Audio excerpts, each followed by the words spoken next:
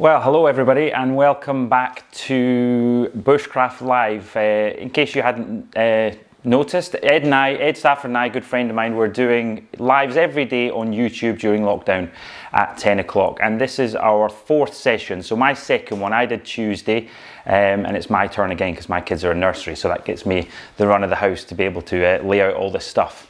So while people are joining for the first 5 minutes, let's do a few shout outs. There's quite a few people joining in now. So let's see, Alex from Shropshire, hello to you. Joel and Amy watching from Yorkshire, hello to you. Paru Ram from Malaysia, wow, welcome, how are you doing? And let's see, Daisy Wallace, smiley face, hi to you. Morning from Theo 8, Newark, morning to you. And Ollie Marshall Hale, hi to you.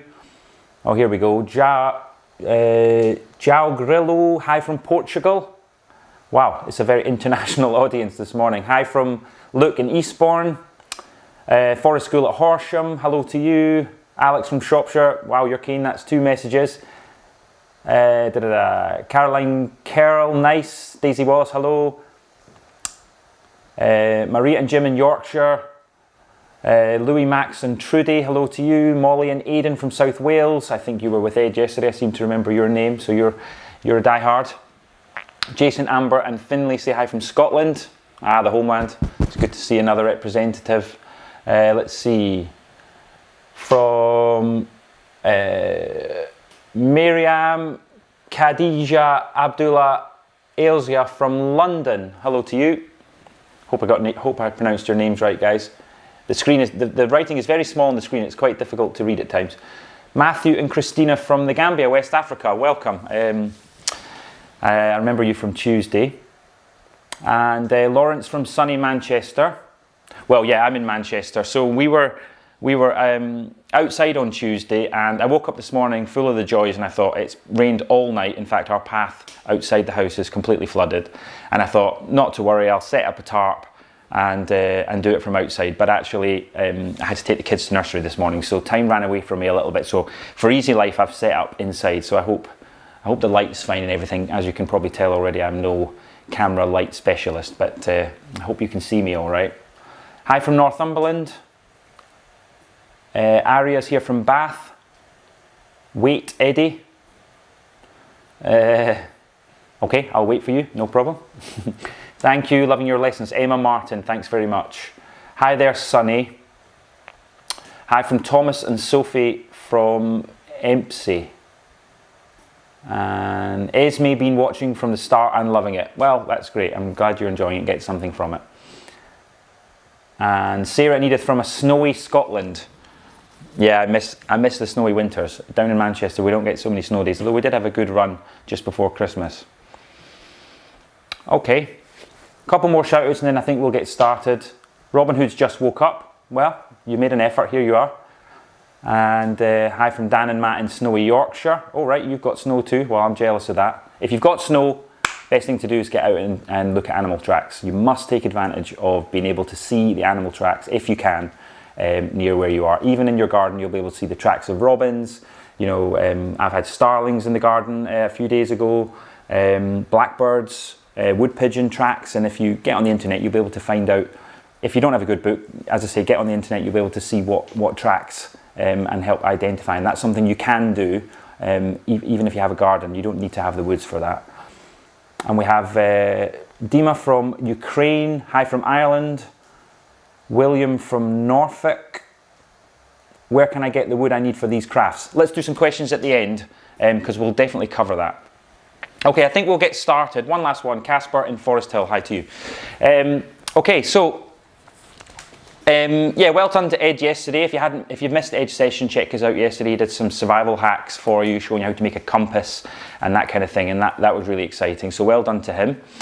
And again, just to refresh, these sessions that we're doing every day on YouTube at 10 o'clock are really aimed at children. So it's something that we think we can offer to you during lockdown just to help you get through the day and bring a little bit of nature, a little bit of crafting, a little bit of bushcraft into your life. So I'm glad that so many people are enjoying these, and we're getting a lot of messages from people saying how much they enjoy them. So we really appreciate that. So thanks very much. As usual, safety disclaimer. What we're going to do is we're going to make a bow and arrow today. We're going to make quite a simple bow and arrow setup. Now, I'll talk through obviously the safety points and things to do with those, but you will see me using knives, and you will see me well, making a bow and arrow which potentially could cause somebody some harm. So obviously parental supervision is absolutely crucial with all of these things, and any of the key safety points that we need to discuss as we go along, I'll make sure that I do those. So as I say, supervision is absolutely key. And just to go along with this, I'm dropping quite a few videos on Instagram at the moment, just showing you extras to these videos. So if you see me pick up a knife today, we talked a little bit about a knife that's suitable for bushcraft on Tuesday. And if you see me pick up this, do check out the Instagram, because I've done some longer videos just talking a little bit more about these knives and how you might select them, and also where you can get your hands on green wood and how to also sustainably harvest the green wood. So I don't want to repeat myself every time on these videos, but do check out Tuesday's video and the other videos on Instagram for additional information on how you can collect materials and get the tools that you need. As usual, I've got my very capable assistant behind the scenes here, Hannah. She's going to look at questions as I'm doing the techniques, and if there are any good questions, I'll try and answer them as we go, and we'll do a few more shout outs at the end, so we'll keep those till the end. So let's get down to the lesson. As always, anytime I'm using a knife or any tools whatsoever, I've got my first aid kit. Usual stuff in there. Check out Tuesday's video on what kind of things you should have in there to deal with any small cuts. But you should always have a first aid kit whenever you're working with any tools. And right, so we're going to make a bow and arrow. Now, before we start, I thought I would just show you one of my bows. Now, this is not what we're going to make today because this takes quite a long time to make. This took me 2 full days working out in the woods to make this, and this is a traditional English longbow, and it's made from yew wood. Now, yew wood's very interesting because first of all, it's very toxic, so you do have to be a little bit careful with this tree. You wouldn't want to eat any parts of it, and I tend to tell people not to burn it actually, because even the smoke might be a little bit acrid and poisonous to the eye. So it's quite a tree that you should get to know, and a tree that you should be wary of, but it has some amazing properties. And I don't know if you can see this very easily, but this wood here, there's 2 different colours to the wood. The inside of the bow here is a reddy colour, and the outside is a whitey colour. What actually happens with this wood is the inside of the wood here, the red part, the heartwood, is very good at getting squashed. So you can squash this a lot, because obviously when I pull the string back, that wood on the inside is getting squashed a lot, and it's very strong, but it's not very flexible. But the wood on the outside, the sapwood, this lighter colour wood, that there is strong and elastic, and it stretches and bends. So when you bring those 2 properties together, the heartwood and the sapwood, what you get is the perfect wood for a bow. And yew is really the gift from the heavens to the bow maker. So that's why I've made this out of yew. And what it does is it makes a very strong and a very powerful bow. And to make one of these takes quite a lot of skill, quite a lot of time, and quite a bit of tuition. So obviously we're not going to make that today, but I thought I would just show you that because I've been making bows for a long time. And if you start with the bow that I'll show you today and you get into bushcraft and you get into woodwork, then one day you might find yourself making one of these. And I've got an arrow to go with it sitting in my sitting in the quiver there, and I'm not going to fire this inside because I'm in my own house today. So, but there, I just thought I would show you that, and one day you might aspire to make one of these after you've made a few of the ones I'm going to show you. So what I asked you to get, let's start with the bow. So again, check out Instagram videos. You can do this after the event. You don't have to do it with me. If you can, if you've got all the stuff, great. If you don't, you can check these videos out. They stay on YouTube, and you'll be able to watch them. And what I've got here is a stick about 1 meter long, so from my outstretched arm to the middle of my chest, and you can see it's very flexible. Now again, this is a piece of green wood, because I want that flex. So what I'm going to do is I'm going to take my string. Now I've got quite strong string here, and I'm going to make the string for the bow. Now, again, make sure this is quite strong. You don't want very thin sort of string you might tie up a parcel with, because there's a little bit of tension in this bow. So if you've got something a little bit thicker, or paracord or something, or if you only have very thin string, then maybe double it up and do a few runs, make it thicker. So I think I could make some little notches and knots in the end of this, but that's going to require some woodwork, and I know that some of you don't have a knife, so I'm going to avoid that. I'm just going to tie the string onto the top of the bow, but I'm going to teach you a knot. So I wonder if my capable assistant could zoom in on my hands. Can we see that there? So I'm going to teach you a knot called a clove hitch, and there are many ways to tie a clove hitch, and this is just one of them. What to do is start at the end of the piece of cord and leave yourself a few inches, maybe about 8 inches of hanging of what we call the live end, but the end that dangles down. Using my hands and using my right hand, I'm going to throw a loop. So we talk about throwing a lasso. So away from me, I throw one loop. Then I come to the right hand side, to my right, be your left, and I throw another one of those loops identical. So what I've got now is a pair of glasses. And then the second loop that I made, I put over the top of the first. So I'm bringing it not behind the second, I'm bringing it over the top, so I'm looking at that one now. And I have now 2 loops.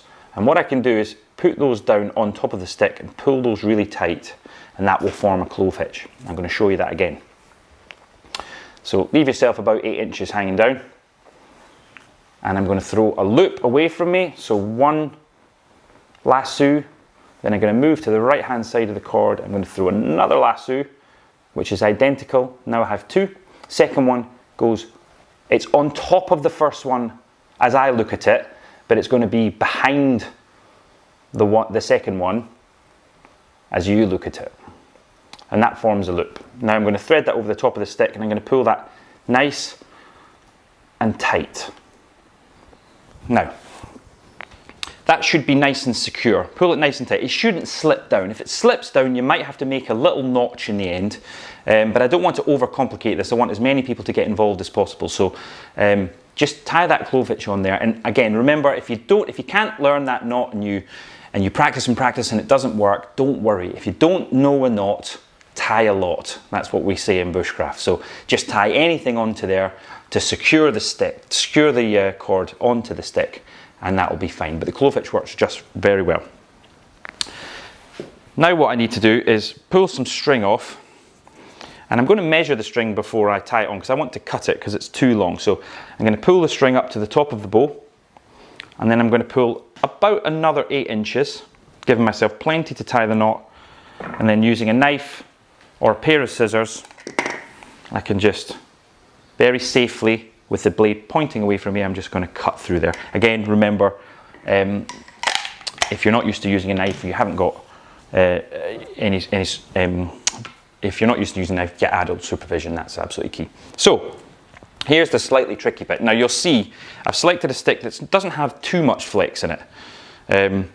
It's quite soft, so it's soft enough for me to be able to quite easily bend it. So what I need to do is I need to brace it on the ground, and I need to bend it. Now watch very carefully what's going to happen with my, can you see this? I hope you can see this. See that, Hannah? So we're zoomed in on my hands, I hope. I'm going to flex the stick, and I'm going to place my thumb on the back of the bow. So this is the back and this is the belly. And I'm going to place it there because I want to put the string over the top and rest it on that thumb. And I want to do one wrap. So again, putting a little bit of pressure on the bow, I'm going to go up round the thumb, I'm going to do one wrap, I'm going to go round again, and then very importantly, I'm going to pass this end underneath the one I've just gone, the string of the bow, to create this. And then I can wrap round again. Now I'm pinning that with my thumb, and I'm going to show you that whole process again. I've got a question actually. Yeah, question? From Christina. Would you recommend doing a stop cut like with the knife, like how you showed on Tuesday? That way the string won't slip down and will stay in place. Absolutely. If you want to do the stop cut like I showed you on Tuesday, definitely. I didn't want to overcomplicate this for anybody, because I know a lot of people have messaged me and said, well, we don't have a knife, but we still want to join in. So I'm trying to do my best for those people who don't have a knife, or who don't want to use the knife maybe, to do this. But yes, if you check out Tuesday's video, and there's a stop cut, which I show you how to do very safely, and then if you do have a knife, by all means do that. It will make this process much easier. But I'm just trying to show you that you don't have to do that. So I'm going to show you that whole process again. Put a little bit of bend on the bow. I'm going to come up and over my thumb, which is holding that in place, and I'm going to wrap once round. I'm going to come under the string and then go back round away from me the way I came. And I can use a little bit of this cord up, and you'll see that that's now nice and secure. Now I need to tie this off. So I take this end, which is what we call the live end in knot terminology, and this piece here is the string, but we can call that the dead end. So we have the live end and the dead end. The live end is going to cross over the dead end to make a D. I hope you can see that there. And then I'm going to come round the string and bring it through the loop of the D. And that there, if you want to look this up after, if you're not quite sure what I'm doing and you're like, oh, I'm not sure how to do this, look up a half hitch. That's all I'm doing to lock off this string. I make another half hitch, so I'll take the live end, cross over the dead end or the string itself, and come round the back of it and through the hole. And now I've got my bow. Now that isn't slipping. I've done that tight enough and it's absolutely fine. But as per that question before, if you want to put notches in the bow, absolutely. But I've done that without any notches whatsoever. Now I can leave those ends. You could cut those off with a knife or a pair of scissors. I'm going to leave them for now just to... I'm also going to turn my stove down because it's absolutely roasting. Whew. And there I've got my bow. So you can see there's a little bit of flex in it and a little bit of bend. Now this bow is made from a green piece of wood. That's what gives us the flex. And I'll just mention now that if you want to keep this bow and use this for, well, potentially weeks, months, years, it's a good idea to, you can play with it today and you can use it. Take the string off on one end and let it dry nice and straight. Don't let it dry in this position because it'll lose a bit of its power and a little bit of its potency. So take the string off, let it dry, and this stick here will probably dry in a couple of weeks indoors because it's got the bark on. So it takes a little bit of time to dry with the bark on. And then you can restring it in a couple of weeks' time and it'll hold its power for much longer. But anyway, there we are. That's the bow. Very, very simple. This bow is just like the kinds of bows that Bushmen in Namibia, who I've visited a few times, use for hunting. Just like this, very simple little bow. So that's the bow. Now, the arrows. Any questions about the bow at the moment, or everybody seems to be happy? Where can I get the wood I need for these crafts? We had that question earlier. Yeah, let's have a little chat at the end about where we get wood from. Okay, that's it for now. Okay, so let's do an arrow. So I asked you to get sticks that are quite straight. This one's about 800 millimeters long, 600 be fine, you know, 1.5 feet. You could even make this quite a bit shorter. And it's about 10 millimeters wide and it's quite straight. Now, it's not perfectly straight. If I sight down this, you'll see it's not that straight. But it doesn't have to be perfectly straight. You could straighten it if you wanted to. And a neat trick is you could actually use, as this is drying, because it's a green piece of wood, I could have this in my living room, and I often do this with pieces of wood. I bring them in, and then every day I check it, and I just straighten it by just bending it and looking down it to straighten it, and then I put it next to the window and I leave it there for another day. And the next day I come back and I just test it again and see where it needs to be bent, and I keep doing that. And as the wood dries, if you do that every day, you'll end up with a really straight piece of wood. So, you can see that this piece of wood is nice and straight, there's no side branches. If you do have any little side branches or little nubs or anywhere you think might catch, because this piece of wood is going to travel past your hand because it's an arrow and it's going to fly quite fast, you want to make sure that you smooth all those off. And I've done the worst of that now. I could use a knife, if you do have a knife. I could use a knife just very safely, again, off to the side of my body. Again, check out my video on Tuesday showing you how to do this kind of thing nice and safely. But I'm off to the side of my body. I take off anything that's really rough. Now, I'm not going to put a point in the end for two reasons. One, this type of bow and arrow, when you're shooting it around the garden, is going to need adult supervision anyway, but I don't want to put a point in it. I don't want to make this dangerous. This is very much a toy. And remember, the other thing about making points on pieces of wood is you never put the point on until the very end anyway, because you don't want the point to be jabbing you in as you're working with it. But I don't advise that you put a point on this at all, because I don't want it to be a very dangerous thing. For the youth is asking, what wood are you using? This is hazel. All this wood is hazel. Because hazel's very good. Again, it grows very quick.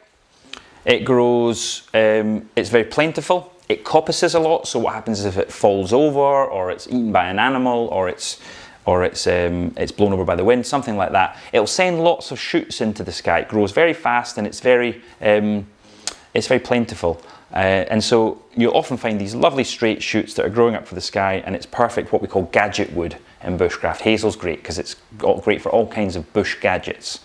So this is hazel, but you could use willow, as I showed on Tuesday, and you could use hazel, you could use birch, you could use just about anything you can find that's nice and straight. Okay, so what I need to do, and I hope you can see this, I've got a little wooden chopping block to the right hand side of me here, and I'm going to make a split in the end of the piece of wood. Now, just to talk you through a little bit about what an arrow is, it isn't just a straight piece of wood, because what happens is, if I took a straight piece of wood like this, and I put it into the bow, like so, and I tried to fire it, what will happen is, and I'll show you on this real arrow, it would do this, it would spin. Because both sides of the arrow are equally weighted, so it will just do this through the air.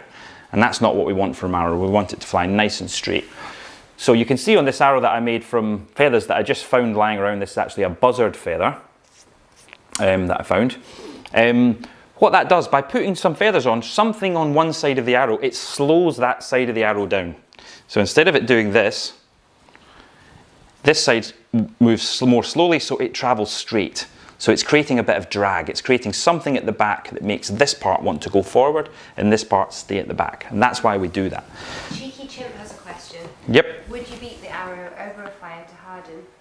Yes, you could, absolutely. So again, this piece of wood here, if you could use a fire in two ways with this arrow actually. You could straighten it using fire. So if you did have a campfire and it was nice and safe and you were able to manage this well, if your piece of wood was a little bit bent, you could heat it up just gently, and by heating up the wood, you can then straighten it more easily. Because what happens when you heat up a piece of wood is actually all the little fibres inside a piece of wood, as you heat them up, they relax. And so as they relax, it makes it much more easy to straighten it.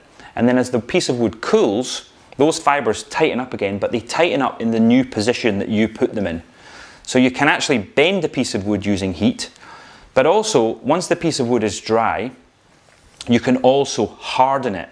So by heating it up to the point before it's charring, so not black, not burnt, you're just scorching the wood till it goes a little bit brown, you will also be able to harden it. So if you wanted to make an arrow that lasts a very long time, you could harden it, absolutely, that's something. But again, if you're going to use a campfire and do all of that process, make sure you get adult supervision. Robin Hood would like to know what your quiver's made from. My quiver, this quiver is made from ash bark. I made this many years ago. An ash tree fell down, and it fell down in springtime.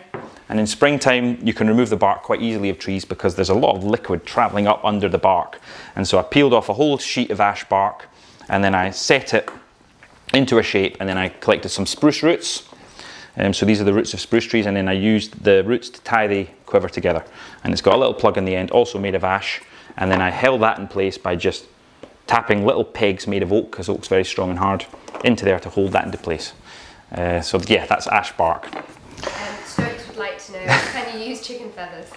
Yes, you can use chicken feathers. You can use any feathers. You have to be able to split them. It's very easy to split a feather. I'm digressing here, I realise, but they're good questions. If you want to split a feather in half, you split it at the thin end first. So not the big fat thick quill end. You take it right at the tip and just peel it apart with your fingers, and you'll be amazed how easy it is to actually peel the feather perfectly in half, and then you'll end up with half a quill, half the side, half of the vein of the feather, just like that.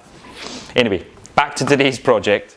I need to put a split in the end of this stick, because what I'm going to do is I'm going to take one of these big rhododendron leaves, which again, I did a video on Instagram showing you, asking you to collect these. And if you don't have these, because it's nice to use things from nature. If you don't have this, don't worry. Just take a piece of cardboard and cut it roughly to that shape. So six inches long or so, a couple of inches wide, piece of cardboard. That's all you need to do. The reason I collected rhododendron is I often make these little bows and arrows when I'm out with my 4-year-old in the woods, and we'll just cut a stick, bend it, take a piece of leaf, thread it down, and within 20 minutes, half an hour out in the woods, my son's got a bow and arrow and he absolutely loves playing with that. So that's why I'm using these. So to make this, I need to put a split down the length of the stick, and I need to do it, it needs to be long enough, the split needs to be long enough to take the whole of this leaf, and I'll show you that in a minute. So you could use a knife, because I need to start the split. Now I could put the knife in the end here and split it, but for those of you who don't have a knife, I'm going to try it with a screwdriver, because most people have a flathead screwdriver. So all I've got is a little tiny flathead screwdriver, and if you can see this, I hope you can see this nice and clearly. I'm going to take the screwdriver and I'm going to put it into the piece of wood at the end. Now this is a thin piece of wood, so if I place that screwdriver into the very tip of that piece of wood and I hit it with my hand, I've very easily been able, I hope you can see that, to start a split. Now, don't go any further for now. This is a little bit of a tricky part. So, what I could do is take the screwdriver out and put it where the split has stopped running. I could put it back into the wood again, and then I could push it and I could start to open the split up a little bit more. Now, I could work all the way down the stick, and actually quite easily I'll be able to do that, and you can see how the split is starting. Now, if you want to get a little bit fancy and you want another little technique, what you can do is once the split is started, you can actually split it by hand. Now, before you try this, listen very carefully. When you try and split this down here, there's a good chance that the split will want to run off to one side or run off to the other. And here's all you need to know. If it runs off to one side, pull on the thick side, okay? And by pulling on the thick side, you will correct the split and keep it in the middle. So this is something that if you haven't done before, you do very gently and very, very softly. So I'm going to start with my fingers. So I'm pulling apart with my thumbs, and I'm using my fingers to support the stick down here. And then very gently, I'm going to start running it down. Now the split on mine is running slightly off to this side, which would be the thin side. So what I do is I pull on the thick side, and that will help me bring the split back into place. And that's a really useful thing to learn in bushcraft, because that rule, where you pull on the thick side to correct any split, works for any natural material. So if you're trying to split a root, or you're trying to split a piece of wood, it doesn't matter. Pull on the thick side and you'll correct the split. So what I'm going to do, I go steady. Now if you break these, don't worry about it. Have a couple of extra spares and you can try again. So I'm just going to work down the stick to create a split that's long enough to take my rhododendron leaf. Now again, if you don't have a leaf, don't worry, you can use a piece of cardboard for this. So I've threaded that in there, and that is my quick and easy way how to do the fletching of the arrow. So now what we need to do is we need to tie it off at the top. So I'm going to cut myself a piece of cord. Again, you can use scissors or you can use a knife if you're nice and safe and have supervision. So again, the knot at the top, good old clove hitch. Clove hitch will work perfectly well for this too. So I stick it under my arm. Remember your clove hitch. You can start anywhere on this piece cord because I'm probably going to trim it. I'm going to start in the middle. I'm going to throw a little lasso away from me. Okay. Then I'm going to come to the right and I'm going to throw another one. Same again, so identical. I've got a pair of glasses. Second one on top of the first. And then I've got this loop and I can thread that down the inside.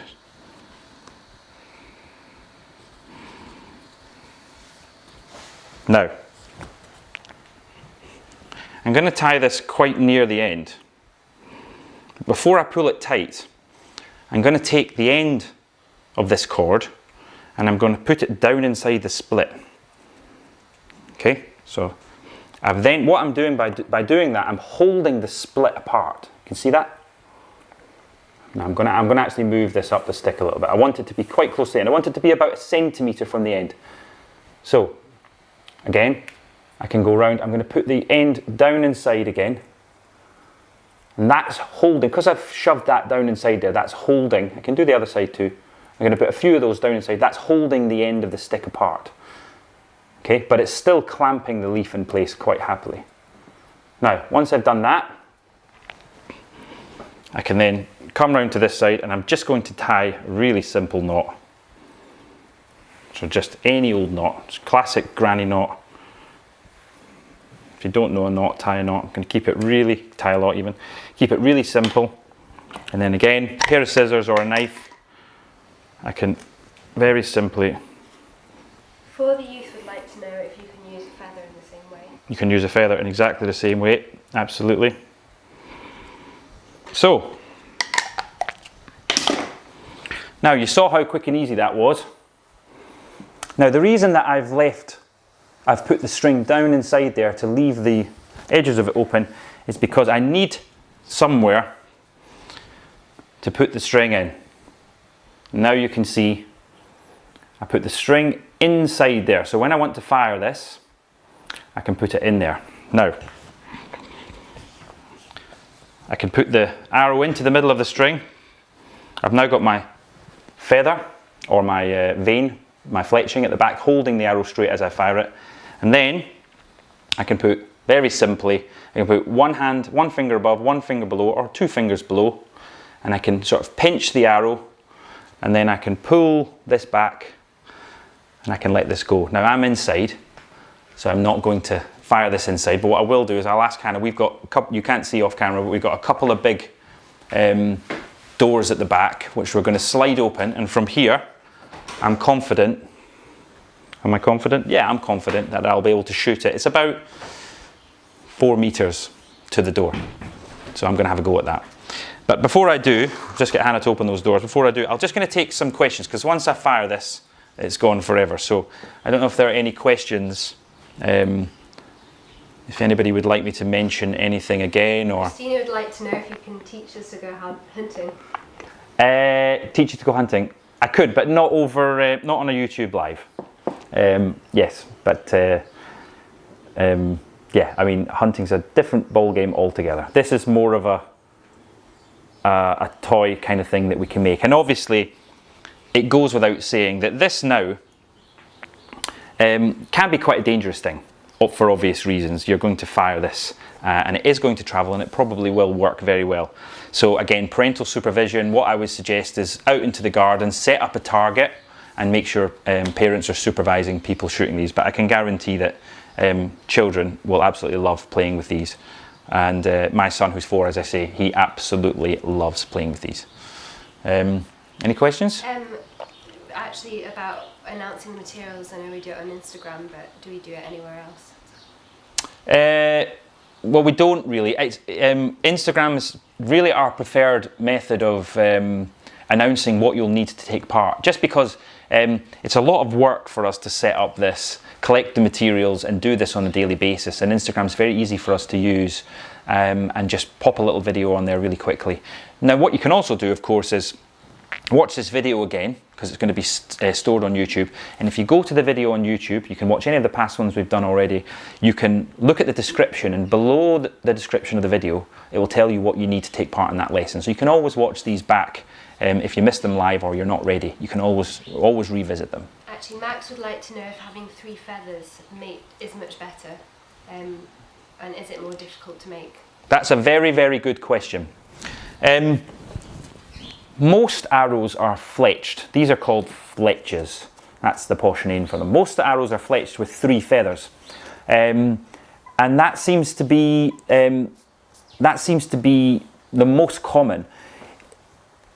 These can be all kinds of shapes. They can be all kinds of lengths. And really, what's important is how much surface area all of those feathers add up to.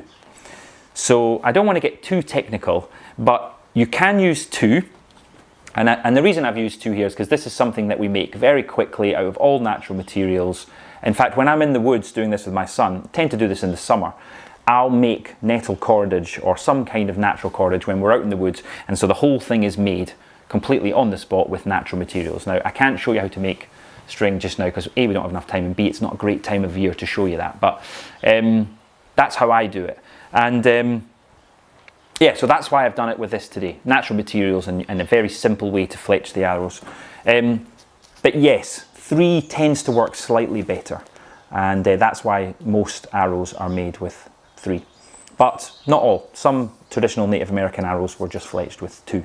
It depends on what you want to shoot, because the shape of these feathers makes a big difference to how the arrow will travel. If they're very small and thin, the arrow will go very fast, but it won't be as accurate. If they're big and wide and fairly long like these ones, the arrow will be slower, but it will be much more accurate. We've got a few questions coming in actually. Questions? Do we sharpen the end or make a stone arrowhead? From Christina. Okay. I don't advise probably that you sharpen the end of this, just because, again, it's a safety thing. We want parents to supervise people using these, because you'll see they will work and they'll work well. So I don't advise sharpening them, but you could if you wanted to shoot a target and your parents were happy to manage, or your forest school leaders or whatever were happy to manage that situation. And making a stone point, yes, by all means, absolutely have a go at making a stone point. Yeah, I don't have time to talk you through how to do that, but there's lots of amazing people about that you can find videos of how to do that kind of thing. Robin Hood, have you ever made a crossbow? Have I ever made a crossbow? I have made a crossbow many years ago, and it was not very successful. I found it quite tricky to make the trigger mechanism, because I was trying to do it out in the woods, and I'm sure there are really good ways to do it, but no, it's not something I've ever had much success with. Weight Loss Panda, do you sell your adult bows online? I don't sell my adult bows online, partly because I don't get as much time as I would like these days to make them. So the ones I've got I like to keep, and I use them when I'm teaching courses. I bring them along on courses, and then I talk people through the different kinds, because I've got about 10 different kinds in the attic, and they're all different shapes and sizes. Yeah, all good. So, shout outs? Do we have shout outs? Do you want to do that for the arrow? Oh, I'm going to fire it, of course. Everybody will be wondering why I'm not going to fire it. Right. So here we go, live on YouTube. If you want to fail, get an audience. I'm going to fire this out of my own back door, and we'll see how it goes. Well, there you are. Perfect. It went about, you'll have to trust me on this, but it went about 10 meters. And it's quite heavy, because that wood is green. And what I did suggest to you earlier on the video is allow the bow to dry out with the string not attached. Allow the arrow to dry out, because once the arrow dries out, it'll be much lighter. And then you'll be able to have a bow that you'll be able to keep for a long time, and it will work for, yeah, months. Okay, so, good. I'll just do a few shout outs, I think, because I've probably run over time. Nice from Snappy Twigs Forest School. Well, thank you very much. Such a great lessons. Thank you very much. Well, thanks very much for watching. I hope somebody will. I hope you'll all enjoy watching that back and have a lot of fun with bows. Is Ed on tomorrow? That's a good question. Yes, he is. He's on at 10 o'clock, and I've been busy prepping my own lesson, so I forget what he's doing. But I think he's doing how to light a fire using magnesium striker, using a striker light fire steel. So definitely tune into that at 10 o'clock tomorrow. Hopefully he's got better weather than me and he'll be able to do it outside. Wow, so cool. Love Sonny. Well, thank you very much. Shout out to Millie in Birmingham. She made a brilliant bow 2 weeks ago. Great, so you didn't need me at all. You're already on it. That's what I like to hear. Can we just go to public parks and cut some live wood? That's a really good question. No, you can't do that. Again, check out my little video on Instagram. I did a 5-minute video on Instagram explaining how to cut a piece of live wood, when you can do it, how to do it safely, and how you won't harm the trees. It's really important that if you're going to cut live wood, that you check out that video, and you must always have permission from whoever owns the land and whoever owns the tree before you cut it.